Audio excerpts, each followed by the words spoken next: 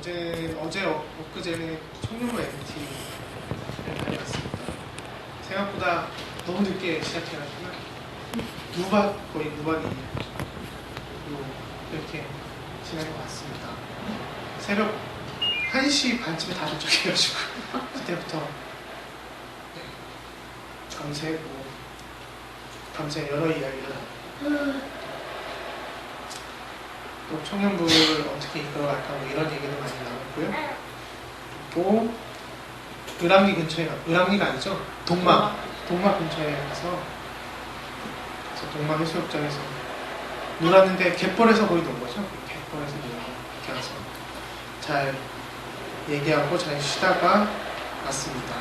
그래서 교회에서 많이 기도해 주시고 또 후원해 주시고, 원래 회비 걷기로 했는데 회비 안 있는 사람 몇 명 있거든요. 그래서 그 회비는 또 교회에서 채워야 되니까 교회에서 후원해 주시고 네, 기억해 주시고 이렇게 해주시면 너무나도 감사합니다. 이번 주는 빌립보서의 인사말로 시작하려고 합니다. 이게 제가 요새 새벽기도를 뜨문뜨문하게 하는데요. 네, 잠을 못 자가지고 너무 더워서 항상 늦잠을 자기 일수인데 제가 이제 새벽기도 하다가 읽었는데, 참 이거는 이게 목회자의 마음과 좀 많이 비슷하다라는 바울의 편지 인사말입니다. 나는 여러분을 생각할 때마다 나의 하나님께 감사드립니다.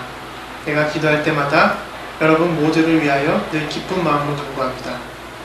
여러분이 첫날부터 지금까지 복음을 전하는 일에 동참하고 있기 때문입니다. 선한 일을 여러분 가운데서 시작한 분께서 그리스도 예수의 날까지 그 일을 완성하시라고 나는 확신합니다. 내가 여러분 모두를 이렇게 생각하는 것은 나로서는 당연한 일입니다. 내가 여러분을 내 마음에 간직하고 있기 때문입니다. 여러분 모두는 내가 갇혀 있을 때나 복음을 변화하고 입증할 때나 내가 받은 은혜에 동참한 사람들입니다. 내가 그리스도 예수의 심정으로 여러분 모두를 얼마나 그리워하고 있는지 하나님께서 증언하여 주십니다.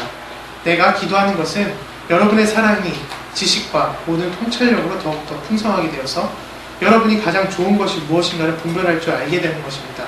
그리하여 여러분이 그리스도의 날까지 순결하고 흠없이 지내며 예수 그리스도께서 주시는 의의 열매로 가득 차서 하나님께 영광과 찬양을 드리기를 나는 기도하겠습니다.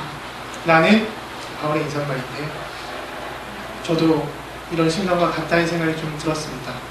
그래서 우리 좋은만남교회 성도님들도 항상 하나님께 영광과 찬양을 드리기를 저도 열심히 기도하겠습니다. 연일 기록이 경신되면서 한반도는 열대와 폭염에 휩싸였습니다. 그래서 에어컨이 없는 집에서는 더위 때문에 잠을 설쳐서 만성 무기력증에 빠져서 꾸벅꾸벅 졸기까지 합니다. 가장 주변에 있는데요. 그게 이제 기원인에 사는 친구들인데, 거의 박준수 청년은 도서관에 항상 와 있는데요. 거의 제가 볼 때마다 자고 있어요. 자고 있는데 깨울 수가 없어가지고 너무 더워서 잠을 못 잔다 그러더라고요. 그래서 무기력증에 항상 꾸벅꾸벅 항상 졸리기도 하고 만성 피로가 이어져서 일상생활에도 좀 지장을 주는 것 같습니다. 그래서 무언가를 할 때 짜증을 먼저 나오고요. 배려는 찾아볼 수 없게 됩니다. 반면 계속되는 무더위에 아랑곳하지 않고 이 더위에 맞선 사람들도 있습니다. 이 사람들은 시청에 가면 10만 명 가까이 볼 수 있는데요. 지금은 어제가 4만 명을 모였다고 하죠. 추산, 경찰청 추산으로 5천 명. 항상 5천 명입니다. 경찰 추산은 항상 5천 명이긴 한데요. 네. 지금의 시청은 촛불의 열기로 뜨겁습니다. 저번 주에는 주최 측 통산 촛불 인원 15만 명을 넘어섰다고 하는데 잘 모르겠어요. 사진만 보면 어제랑 저번 주랑 비슷한 것 같은데 15만 명이라고 하니까 그렇게 하는데, 아마도 부산, 대구, 광주 다 합쳐서가 15만이 아닌가 생각을 하게 됩니다. 7월 말만 해도 1만 명이 모이기 힘들 거라는 일부 진보 언론의 예상이 보기 좋게 좀 빗나가고 있는 것 같습니다. 우리 모두가 알다시피 국정원 선거 개입과 NLL 문서 파문으로 이에 관련된 진상조사와 처벌을 성토하고자 모인 자리가 바로 촛불이죠. 이번 촛불은 권력의 부정에 맞서서 국민의힘이 얼마나 무서운지를 보여주는 계기가 되기를 간절히 저는 원하고 있습니다. 그리고 며칠 전에서는 8월 15일 68주년 강복절이었습니다. 그런데 이제 8월 15일 안철수 의원이 트위터로 65주년 건국절을 축하한다는 글을 남겼습니다. 건국절과 강복절이 무슨 차이가 있냐? 건국절은 바로 뉴라이트가 계속해서 주장해 온 것인데요. 건국절로 바꿔서 명칭 변경을 주장하고 있습니다. 뉴라이트 사람들은. 이는 독립 유공자들이 기만하는 것이고 대한민국의 정통성이 상해 임시정부부터 이어져 온 것이 아니라 이승만 정권으로부터 나온다는 것을 의미하고 있습니다. 김구가 아니라 이승만으로부터 나온다라고 얘기하고 있는데요. 이것은 헌법의 정신에서도 위배하고 헌법의 정신에서도 벗어나는 행위죠. 제가 계속 더듬죠. 어제 너무 좋게 잤습니다. 더욱이 일제시대의 근대화론을 펼치는 곧 친일파들에게는 정당성을 부여하는 것이기도 합니다. 그래서 안철수 의원이 왜 이런 말을 했을까? 건국절이라는 말을 왜 했을까? 잘 모르겠지만 우리는 68번째 해를 맞이하고 있는 강복절을 올바르게 기억하고 또 기억하기 새겨야 할 것 같습니다. 다 같이 영상 하나를 볼 텐데요. 강복절에 대한 영상입니다.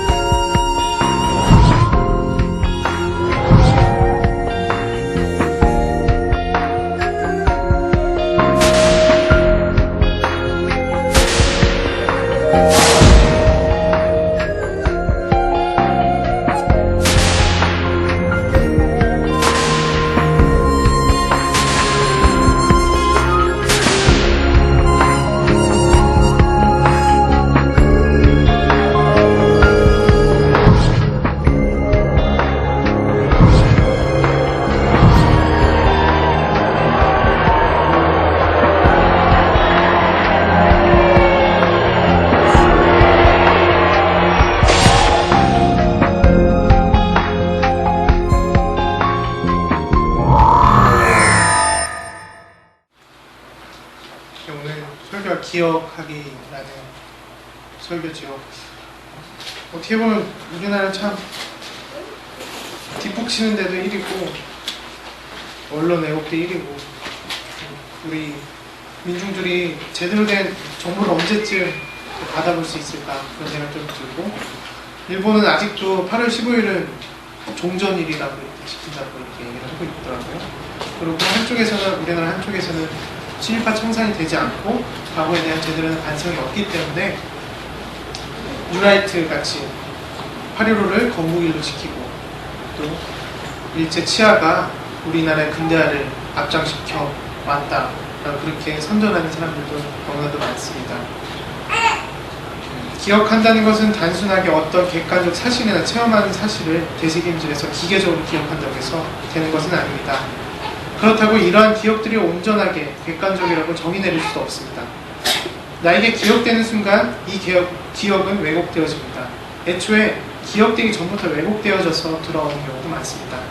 따라서 기억을 갖는다는 것은 일정 부분만을 기억할 수밖에 없고 기억은 조각 또는 하나의 사진 장면으로 남게 돼서 오해를 동반할 수밖에 없습니다. 종만담교회 성도님들은 기억이라는 단어를 떠올렸을 때 가장 먼저 떠오르는 것이 무엇입니까? 대부분 기억을 떠올렸을 때 애매모호한 풍경이나 느낌보다는 사람을 먼저 떠올리셨을 겁니다. 안 그랬다면 왜 먼저 떠오르지 않았냐고, 왜 사람이 먼저 떠오르지 않느냐고 제게 말하거나 아니면 질문할 수 있겠지만 그 사람은 특별한 능력을 가졌을 거라는 생각이 좀 들기도 합니다. 갑자기 기억하는데 사람이 떠오르지 않으면 그런 생각이 좀 들기도 합니다. 디모데후서 바울도 사람을 기억하면서 편지를 써내려갑니다. 본문 3절에서 다음과 같이 말하는데요. 나는 밤낮으로 기도할 때 끊임없이 그대를 기억하면서 하나님께 감사를 드립니다. 나는 조상들을 본받아 깨끗한 양심으로 하나님을 섬깁니다. 이어서 4절에서도 이렇게 말합니다. 나는 그대가 눈물을 기억하면서 그대를 보기를 원합니다. 그대를 만나봄으로 나는 기쁨이 충만해지고 싶습니다. 라고 얘기하고 있습니다. 사람을 기억해내는 것, 특히 무언가의 매개를 통해서 기억하는 것은 쉽습니다. 그것의 대표적인 매개가 편지인 것 같습니다. 편지는 기억이라는 단어와 가장 잘 어울리고 잘 표현해주는 것 같은데요. 이게 지금 3절, 4절이랑 5절까지 보면 이게 디모데라고 가정하지 않았을 때는 어떻게 보면 되게 연애편지 같다는 생각이 들기도 하시죠. 이게 저희 때는 현대인의 성경이 나왔었거든요. 예전에 편지 쓸 때 저 앞부분을 좀 인용해서 써왔어요. 네, 3절, 4절, 5절만 보면 딱 참 좋은 문구입니다. 그래서 교회 오빠로서 잘 편지를 쓸 수 있어요. 3절, 4절, 5절은 충분히 연애편지에 대입해도 손상이 없는 그런 구절이긴 합니다. 기억이라는 단어 자체가 한자 합성어지요. 적을기, 기억, 생각할 어이라는 한자 합성어입니다. 지극히 우연적이게도 기억과 편지는 기억을 잘 표현해주는 매개처럼 본다면 오늘의 본문 편지도 기억을 매개로서 디모데가 항상 바울의 편지를 상상하면서 보지 않았을까 그런 생각을 좀 느껴지기도 합니다. 항상 힘을 받으면서. 그렇다고 편지로 기억한다고 해서 오해가 말끔히 없어지는 것은 아닙니다. 그래도 무언가를 기록하고 이를 기록한다는 것은 오해를 줄일 수 있는 유일한 방편이고 이 기록물들은 우리에게 소중한 유산이 되기도 합니다. 성경의 서신들이 그랬던 것처럼 말입니다. 오늘의 본문 말씀 디모데후서의 바울은 디모데에 대한 기억을 디모데에게 전달하고 있습니다. 디모데후서 3절에서 5절을 다시 한번 큰 목소리로 읽어봤으면 좋겠습니다. 나는 밤낮으로 그날에 끊임없이 그대를 기억하면서 하나님께 감사를 드립니다. 나는 조상들을 본받아 깨끗한 양심으로 하나님을 섬깁니다. 나는 그대의 눈물을 기억하면서 그대를 보기를 원합니다. 그대를 만나봄으로 나는 기쁨이 충만해지고 싶습니다. 나는 그대 속에 있는 거짓 없는 믿음을 기억합니다. 그 믿음은 먼저 내 외할머니 오르스와 어머니 유니게 속에 기록되어 있었는데 그것이 그대 속에서 깃들어져 있음을 나는 확신합니다. 아멘. 체험적 기억도 상당히 중요합니다. 인정하고 싶지 않지만 체험적 기억에 따라 중요한 전환점을 만드는 경우가 있습니다. 어떻게 보면 체험적 기억이 너무나 강렬해서 사람의 변화를 이루기까지 합니다. 더 나아가 영어로는 트랜스폼이라고 하죠. 변신, 변태 시키기도 합니다. 믿음의 조상 아브라함이 그랬고, 야곱, 요셉, 그리고 예수, 마지막으로 바울이 그랬습니다. 그리고 수많은 성경 인물들이 체험적 기억을 통해서 이들의 삶이 뒤바뀌는 경험을 하게 됩니다. 이들의 변화 또한, 그리고 변신은 우리에게도 변화, 변신이 가능하다는 것을 말해주고 있습니다. 성경의 인물들이 다들 그렇듯 생각보다 별 볼 일 없는 사람들이 대부분이지 않습니까?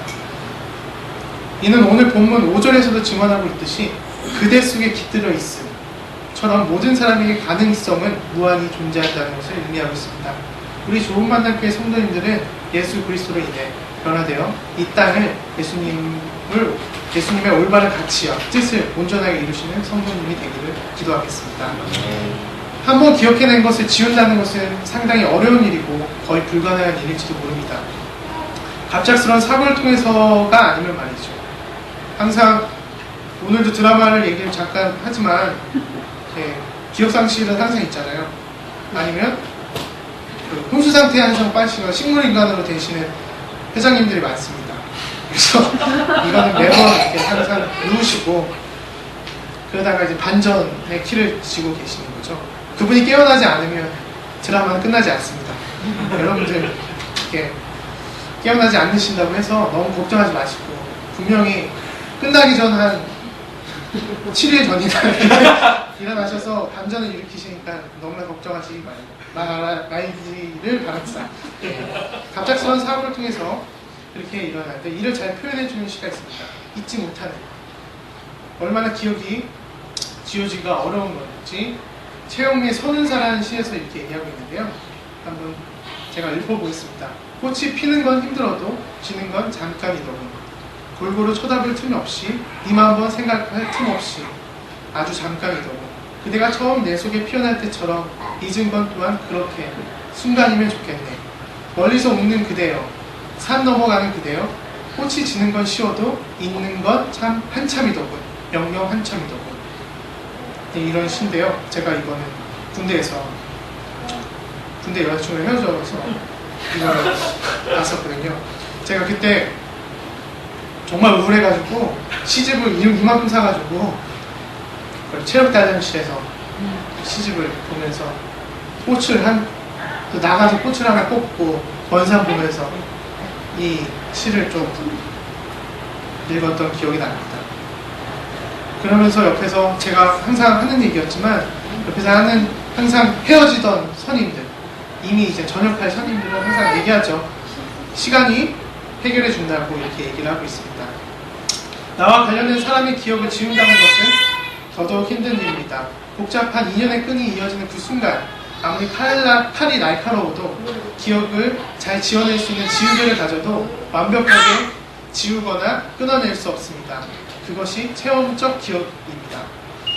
이를 통해서 체험적 역사관을 형성하게 되는데 대표적인 예로 볼 수 있는 게 이제 유교 세대인 거죠. 이들에게는 그 유교의 기억이 자연히 레드 콤플렉스로 진저리 칠 수밖에 없는 그런 기억들이 있습니다.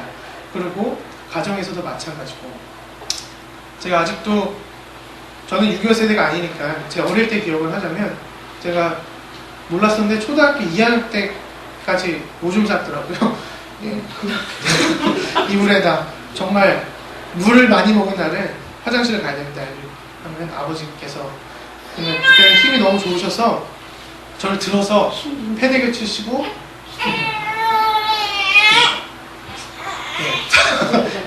이 깃방맹이죠. 깃방맹이를 항상 맞습니다.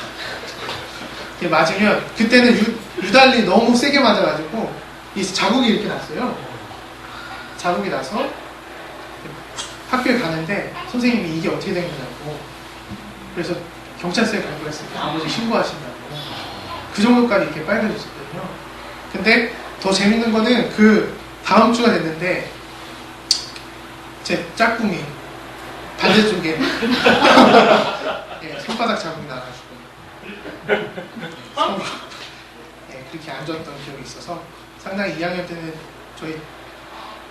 제가 원래 짝을 바꿔야 되거든요. 1개월에 한 번씩 짝을 바꿔야 되는데 선생님이 너네들 너무 잘 어울린다고 네, 남자랑 계속 썼던 기억이 있습니다. 그런 기억이 있는데, 그래서 저는 이제 손이 올라가는 그런 것들이 보면 되게 힘이 들고, 또 반말하는 사람들, 저희 어머니가 고깃집을 하셨으니까요. 고깃집 하면 상당히 버릇없는 사람들이 진짜 많아요. 그래서 오자마자 이제 반말하고 이것저것 가져오라 라고 하는 사람들. 그래서 제가 사람을 판단하는 기준이 몇 개 생겼습니다.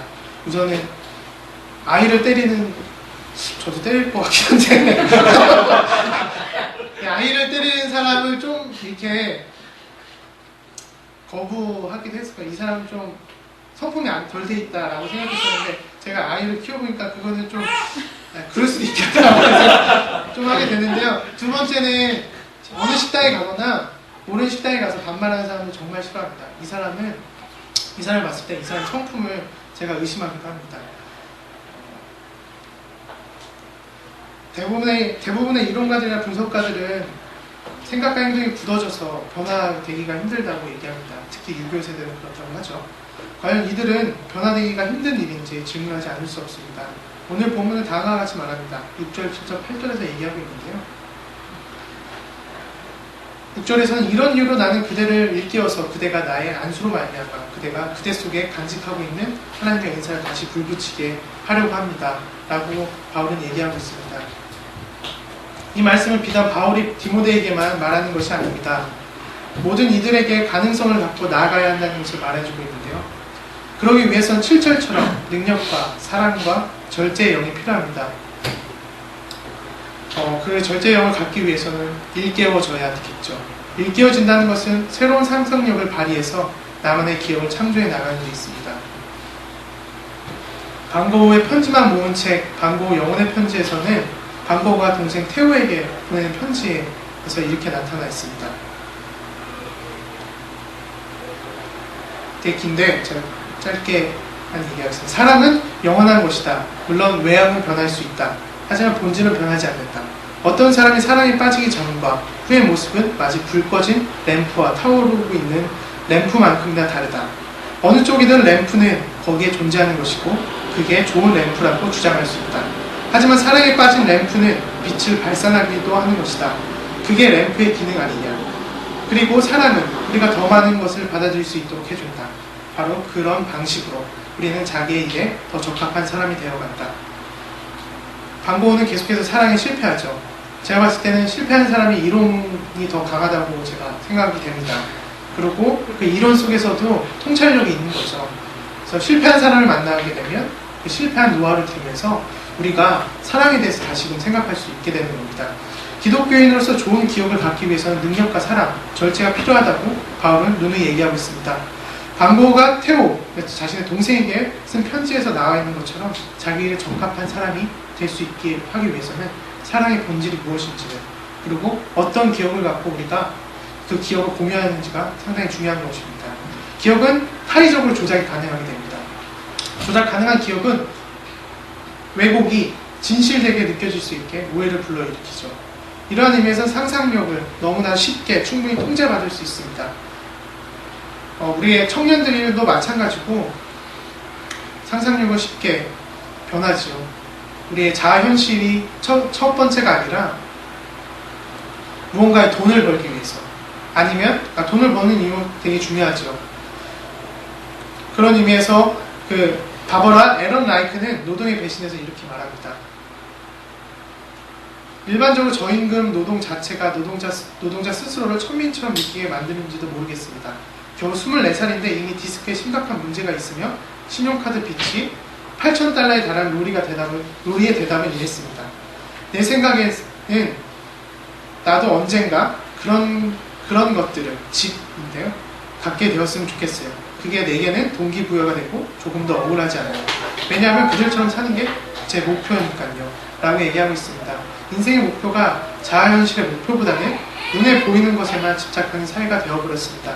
요새 이렇게 흘러가는 것이 유행이다 보니 종교조차도 눈에 보이는 것에만 집착하는 형태로 변했는지도 모르겠습니다. 하지만 종교는 일반 사회와 정신적 버팀목이 되어야 하는데 그렇지 못한 종교를 보였을 때는 언젠가는 도태되고 결국에는 그들만의 리그로 전락해버리는 것이 아닌가라는 고민도 하게 됩니다. 그들만의 리그로 전락해버린 종교가 가만히 있으면 다행일진데 특히 우리 개신교는 가만히 있지 않습니다.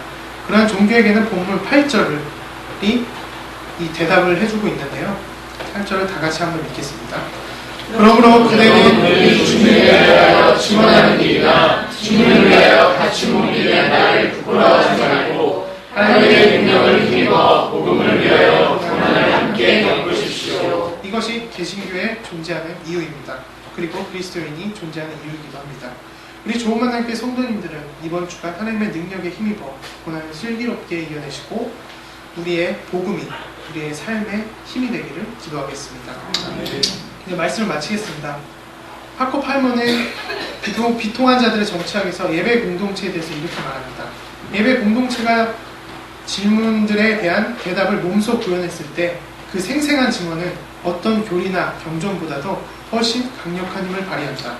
2세기에서 3세기에 살았던 신학자 테르툴리누스가 지적했듯이 고대 사회에서 낯선 사람들은 초대 기독교에 가입해야 할 절박한 이유가 있었다.